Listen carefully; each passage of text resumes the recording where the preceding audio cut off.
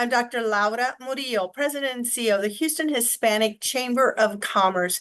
Our long-standing partners at AT&T have been phenomenal in terms of engaging with the Hispanic Chamber of Commerce and, more importantly, with the community, whether it's on the consumer side, the community side, you name it. They are present, they are innovative, they are ahead of the game in terms of looking for opportunities to make sure that you are connected and that you stay connected. Joining us today, he's back in Houston and we welcome him. He is Adrian Quintanilla, and he is the Vice President, General Manager, South Texas for AT&T. Welcome.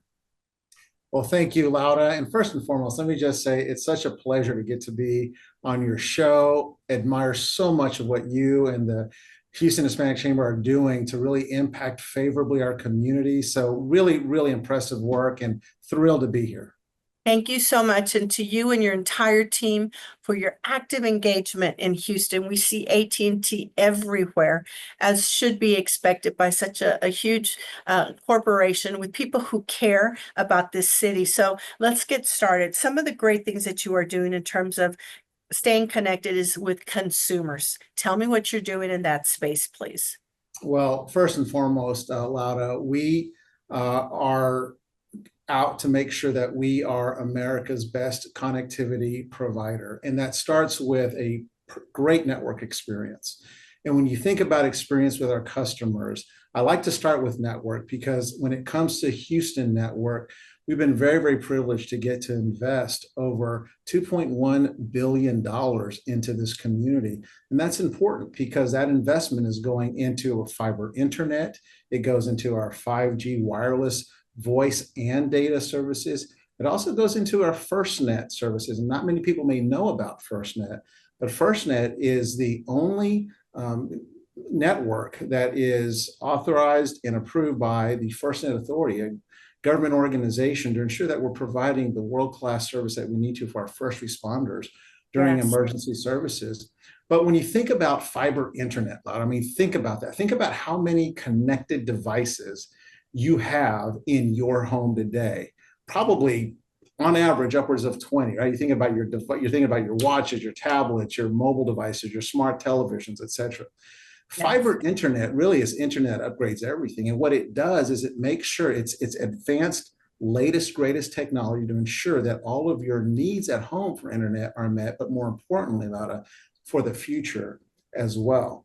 You take that and then you say, okay, well, what about speeds? Well, it's symmetrical speeds. And all that means to people is you get just as much quality and speed dependency when you upload that great content or you download your favorite content, etc. But moving beyond that, let's take a look at the 5G wireless voice and data services, right? This is coverage that covers more than 99% of Americans. This covers rural areas. It covers suburban areas, it covers inner city areas. And so when you think about important places in Houston, like the Toyota Center and other popular places where our community goes to enjoy events, we're talking about that kind of service to be able to cover that. So we're very, very proud of this network. And regardless of which connectivity or connection that you are on, I mean, it's all backed by the AT&T guarantee, which basically says, look, we want to make sure you've got the connectivity that you deserve, the deals that you would expect, and the ability to get prompt, friendly service when needed. And we stand by that. It's an industry standard. It's an AT&T guarantee. Well, and we know in Houston, every now and then we experience a hiccup called a hurricane, some type of natural disaster, if you will. Unfortunately, tell us the things that you all are doing to make sure we're ready for those events. I'm so glad that you brought this up. As you know, we're approaching hurricane season. We're right in the middle of some of the storm season. And as we well know, I mean, Houston is a resilient city and we get better and better every year. We have over 30 years of experience in these type of large scale events. And so we know what it takes to prepare and ensure that we not only restore, but maintain connectivity during events. And so some of the things that you would expect AT&T to do first and foremost is ensure that we are working with state and local agencies as we prepare for these major events. And so our team, we have what we call FirstNet liaisons, who are sitting with some of these agency department employees at their operations centers, making sure that the AT&T network is where it should be during these events.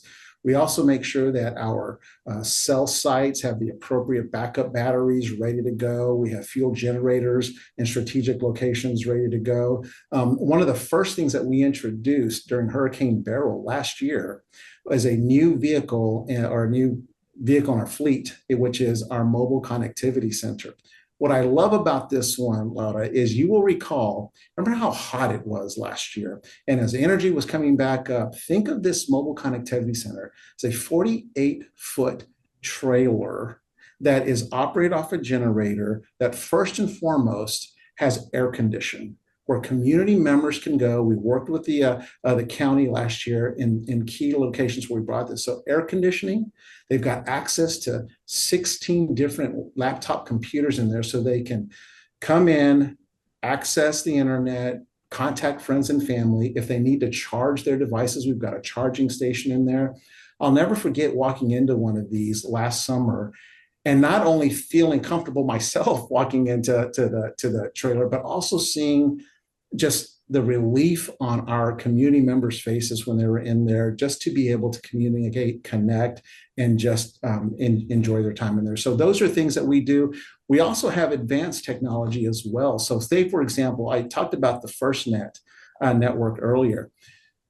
We can do what we call our flying cows. And I know that sounds crazy, but it's an acronym. It is a cellular on wings.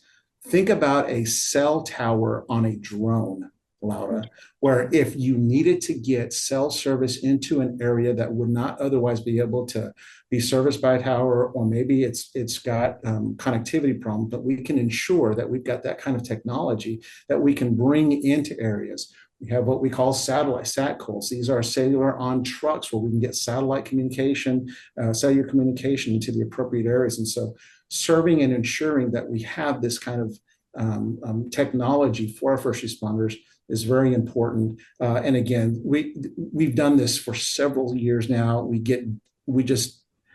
It's important that we stay connected. We get better and better every year with the community, and we're thrilled to be able to serve that with, again, the network of AT&T. And alongside with all of the things you mentioned, and I'm sure so much more, is your investment in the community with chambers of commerce such as ours, with schools, with senior citizens. Again, such an important part of the work that you and your team do in our greater region. Yeah, that's right. I'm glad you brought that up. It goes way beyond, while network connectivity and advanced technology is at the heart of what we do. Look, we are residents in Houston as well. And so it means connecting with the communities. I'm a Houstonian. I and 2,100 other AT&T employees call Houston home. And so it's important for us to ensure that if Houston does well, we all do well. And so one of the things that we're very passionate about is bridging the digital divide. And what that means essentially is the gap between those who have access to the online world and perhaps those that don't, that we're able to bridge that gap. And some of the ways that we do this are investing in things that we call connected learning centers.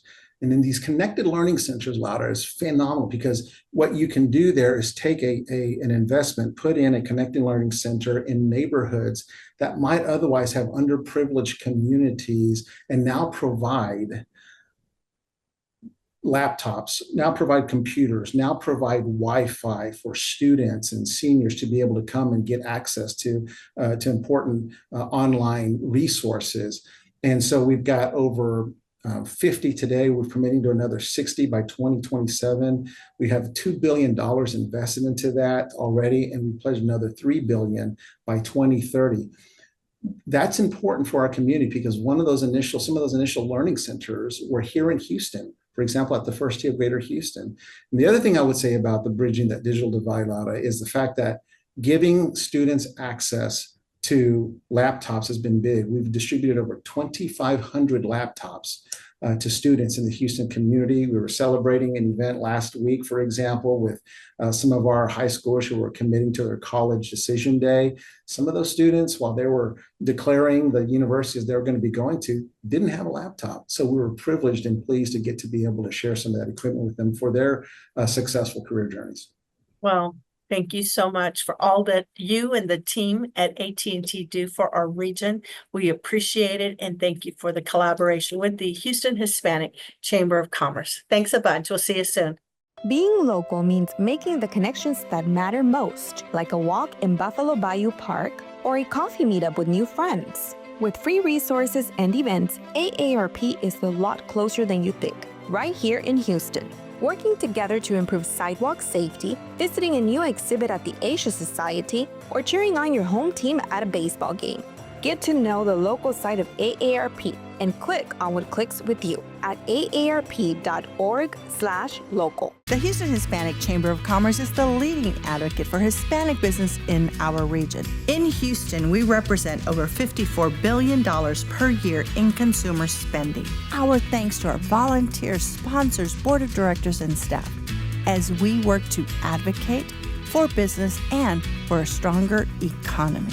Learn more by visiting the Houston Hispanic Chamber of Commerce website, HoustonHispanicChamber.com.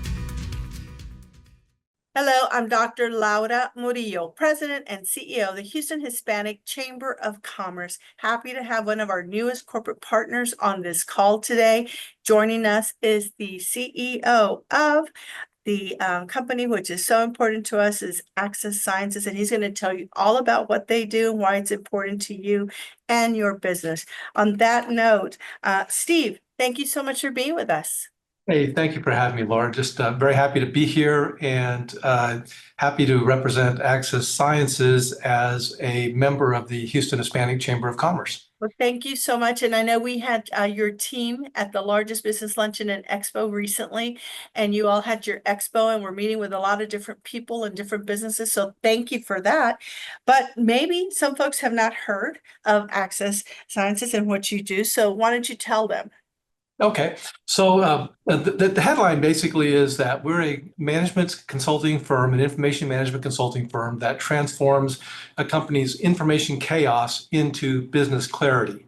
And what I mean by that is this. In any kind of a company, a government agency, a nonprofit, any kind of an organization, the vast majority of information that people deal with is that chaotic, free-form stuff that we call unstructured information content. You know, it's the Word documents, the Excel spreadsheets, it's the audio files, the video files, the emails, the PDFs, engineering drawings, all that stuff that doesn't fit nicely into databases. That's our realm. And what we do with that is we help our clients gain control of that unstructured content and transforming it into an asset so that they can make better decisions and gain insights into their business and just ultimately meet their business objectives.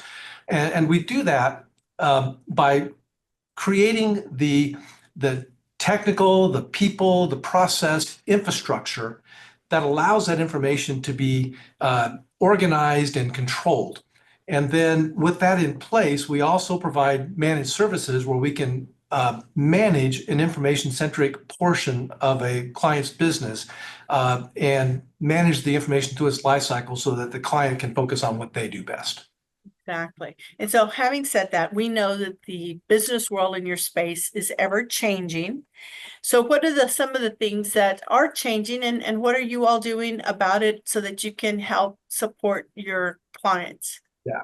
So change is not new in the world of information. It is it's always changing. We're celebrating our 40th anniversary this year as a company. And 40 years ago, we were dealing with information in a much different way than we are today. Back then, it was a lot of paper documents. And over that time, we evolved into electronic documents. But what's been happening really recently, for one thing, is just the volume of that content is exploding. I find it fascinating that if you take all the information that's been created in the past 2 years, anywhere in the world, any kind of digital information, that is more information than has been created in all of human history up until 2 years ago. So in fact, it's probably 4 to 5 times more information than in all of other information up to that point 2 years ago. So Yeah. that's one thing that's happening. It's just the volume of information that people have to gain control on. The second thing that's happening is that the way that information is stored, manipulated, used is getting more sophisticated. A good example of that is, say, engineering drawings. Back in the day, we used to deal with the paper blueprints, the actual blue pieces of paper with the engineering drawings on them. And that evolved into computer-aided design, CAD drawings, which are electronic digital versions of these drawings. And more recently, that has evolved into something called building information modeling, which is now starting to take advantage of how a lot of information is related around the engineering drawings. So it's not only the 3D versions of the electronic CAD drawings, but it's also the materials that are used in it, and the schedule and cost materials, and facilities management data, and all that being integrated. So the relationships among information is getting more sophisticated. And then finally, the thing that everyone's hearing about now is artificial intelligence and machine learning and how that's exploding.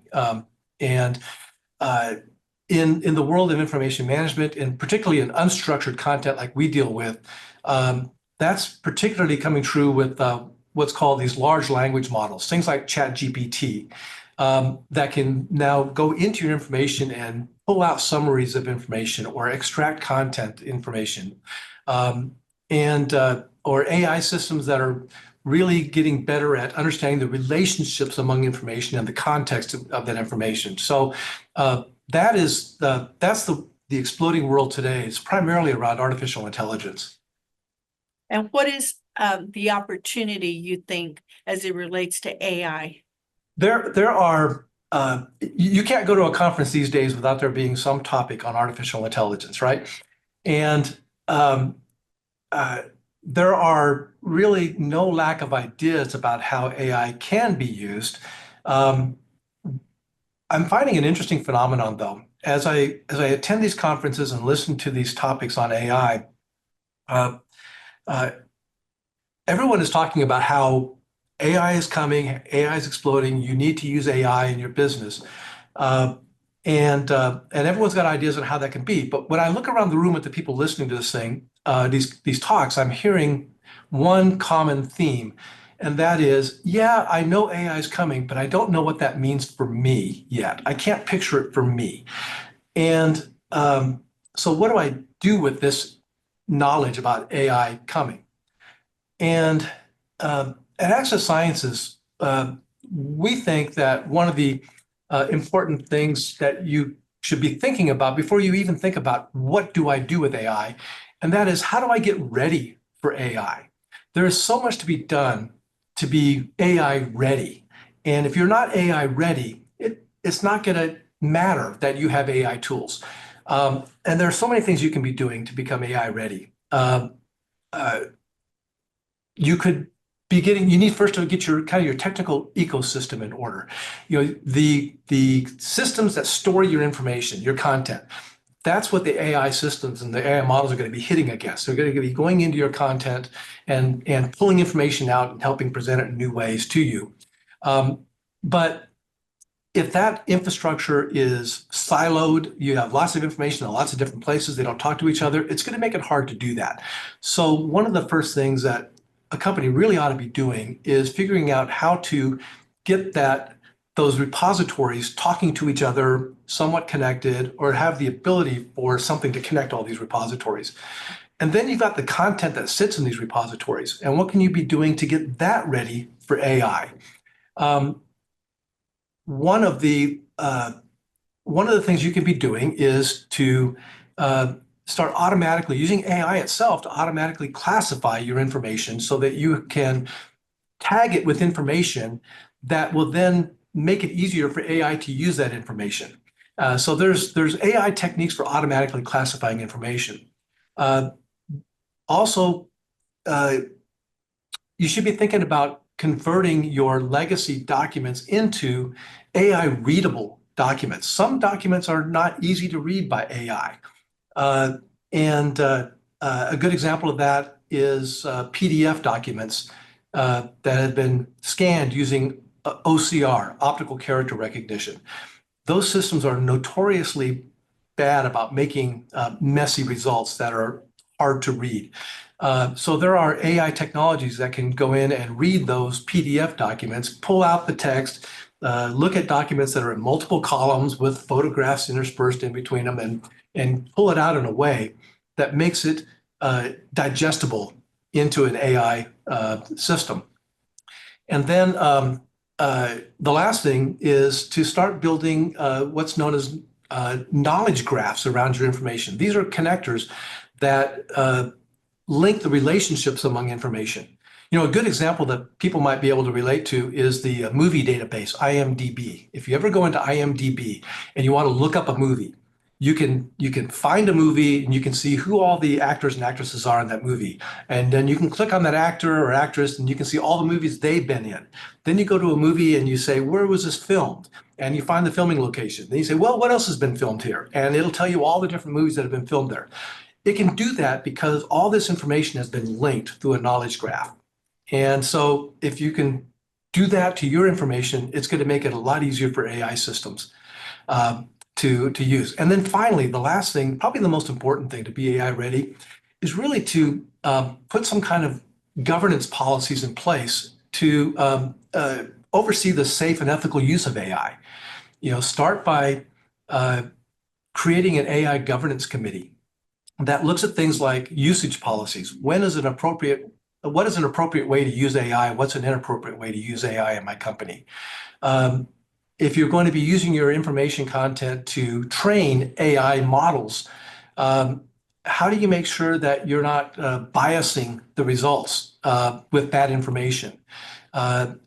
Can you create explainable models so that when AI does something, it's explainable about why it came up with the information, so you've got some comfort that it's coming up with good results? And then finally, oversight of just the overall ethical usage of AI. Am I using it for an ethical purpose?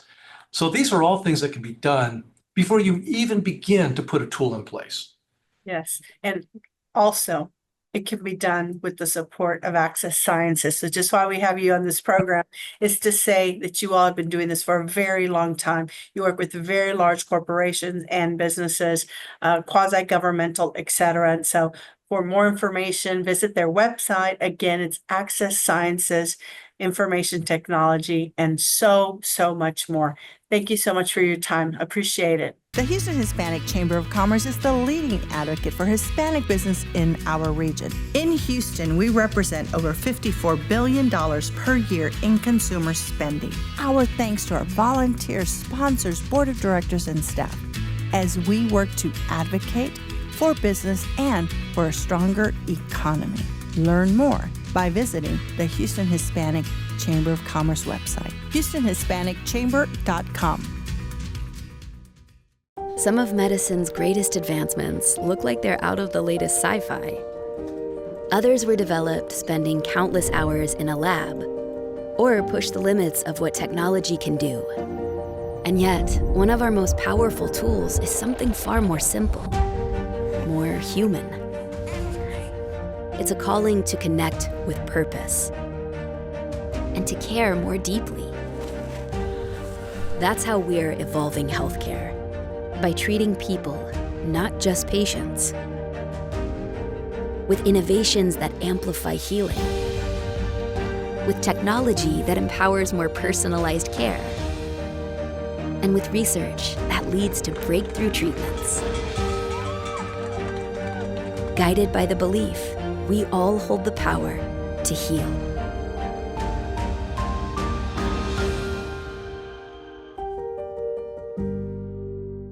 Hello, I'm Dr. Laura Murillo, President and CEO of the Houston Hispanic Chamber of Commerce. Happy to have as our next guest the President and CEO of Community Health Choice. She is Lisa Wright, and she's joining us to tell us a little bit more, not only about Community Health Choice, but also what she's doing to make sure that they are very involved in the community. Lisa, Thanks for joining us.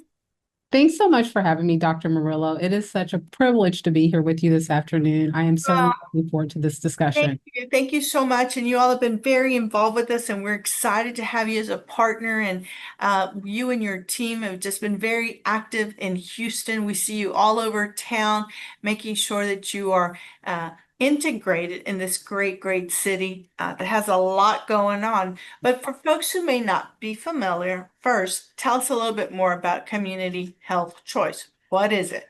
Absolutely. So Community Health Choice, we are a managed care organization, also known as a health insurance company. We serve really government programs. So those that focus on Medicare, Medicaid, Marketplace. We are a component unit of Harris Health System. And we've been around for about 30 years and serve well over 450,000 people. And not only do you do that, but you've made time to serve as the World Heart Day and American Heart Association Walk. So you are serving as the fundraising chair, no small task. What does this mean to you personally, who is already very, very busy? Yeah. So this is important work, right? And so I love the American Heart Association. They're one of these organizations that has this mission that really hits you deeply, because I mean, they are really looking to be relentless in changing how people live their life and doing it with the focus on cardiovascular health. And I mean, for me, just professionally, when I think about all the people that we serve here, there are so many people that have COPD, that have coronary artery disease, that are on high blood pressure medication. And I always say these people, it's not just a number. This is someone's mom, our grandparents, a brother, a sister. I mean, it's a human at the end of that number. And so the work they do, the research that they do, it's just very meaningful. And it's around the corner, Yes. October 25th, and thousands of people will gather at TMC Helix Park. And if you've not been around that area, it's a gorgeous area to get out, and hopefully you have phenomenal weather. But again, it's really a rally cry, as you mentioned, right? And making sure that people are fit. But on top of all of this, you're raising a whole lot of money. Tell us about your fundraising goal. We are raising $2.6 million for the American Heart Association. So no small task, but we are up for the challenge. And Houston is a very philanthropic city. Yeah. And so the money that you're raising, tell us, where is this money going to come from? Well, the money is going to be coming from all over. I mean, there's obviously many corporate donors that are donating. There's many walkers that are donating. But, you know, at the heart of these walks are survivors and are people that have reached out not only to their local community and their families, but also to the places where they work and worship each and every day. And so that's where all these dollars are coming from. Yeah, and it's all going back again to make sure that our community is healthy and safe. So what else would you like to share with us about Community Health Choice, Lisa? Well, I would love to share that it's open enrollment season at Community Health Choice. And so what that means is that essentially individuals that are needing health insurance, either for dual special needs, which is also known as dual SNP, or in Marketplace, it's that time of year. And we, of course, participate in both. And so we offer those services to those that are eligible. And we've been doing it since the inception. Well, and again, we appreciate the active role that you and your entire team play. We see you all throughout the region doing important work. And again, it's open enrollment season, folks. So make sure you take advantage of that and go to the website and visit Community Health Choice. Lisa, I'll see you very soon. Thanks for everything. Thanks so much. Appreciate it. Bye. Goodbye. The Houston Hispanic Chamber of Commerce is the leading advocate for Hispanic business in our region. In Houston, we represent over $54 billion per year in consumer spending. Our thanks to our volunteers, sponsors, board of directors, and staff as we work to advocate for business and for a stronger economy. Learn more by visiting the Houston Hispanic Chamber of Commerce website, HoustonHispanicChamber.com.